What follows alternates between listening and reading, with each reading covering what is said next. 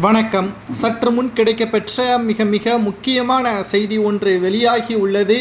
உச்சநீதிமன்ற தீர்ப்புக்கு எதிராக முதல்வர் ஸ்டாலின் செயல்படுவதாக ஆளுநர் பரபரப்பான குற்றச்சாட்டுகளை முன்வைத்திருக்கிறார்.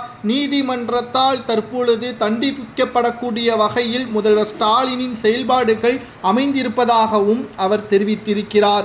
ஏன் அவ்வாறு ஆளுநர் RN ரவி அவர்கள் தமிழக அரசிற்கு எதிராக பேசியுள்ளார் என்பதை தான் இந்த வீடியோவில் நாம் முழுமையாக பார்க்க போகிறோம்.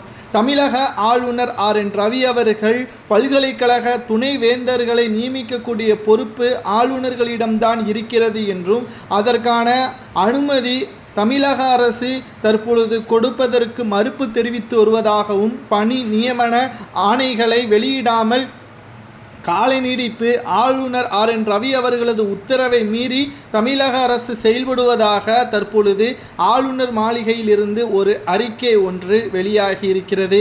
இது மீண்டும் முதல்வர் ஸ்டாலின் அவர்களுக்கும் ஆளுநர் RN ரவி அவர்களுக்கும் இடையே மோதலை ஏற்படுத்தியது.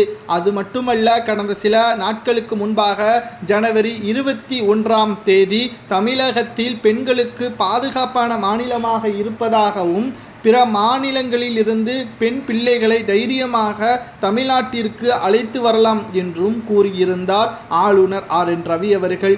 ஆனால் குடியரசு தின விழாவில் முதல்வர் ஸ்டாலின் அவர்கள் கலந்து கொள்ளாத காரணத்தினால் ஜனவரி 29ஆம் தேதியன்று தமிழகத்தில் பெண்களுக்கு பாதுகாப்பு இல்லை என்பதையும் ஆதாரத்துடன் சுட்டிக்காட்டியிருந்தார்.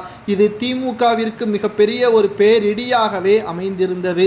அது மட்டுமல்ல, முதல்வர் ஸ்டாலின் அவர்கள் பெண்களுக்கு பாதுகாப்பு இல்லை, காவல்துறையினர் சரியாக கவனிக்க தவறியதன் காரணமாகவும் சட்ட ஒழுங்கு மிக மோசமாக இருப்பதாகவும் அவர் தெரிவித்திருந்தார். தற்பொழுது திமுகவின் ஆட்சியே மிக மோசமாக இருக்கிறது என்றும் உச்சநீதிமன்றத்திற்கு எதிராகவே ஸ்டாலின் அவர்கள் செயல்படுவதாகவும் பரபரப்பான குற்றச்சாட்டுகளையும் முன்வைத்திருந்தார்.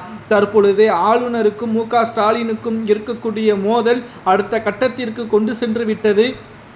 இதனால் திமுகவின் ஊழல் பட்டியலை உள்துறை அமைச்சர் அமித்ஷா அவர்களிடம் கொடுக்க உள்ளதாகவும் இதனால் திமுகவின் ஆட்சிக்கு ஆபத்து வரலாம் என்ற தகவலும் வெளியாகியுள்ளது.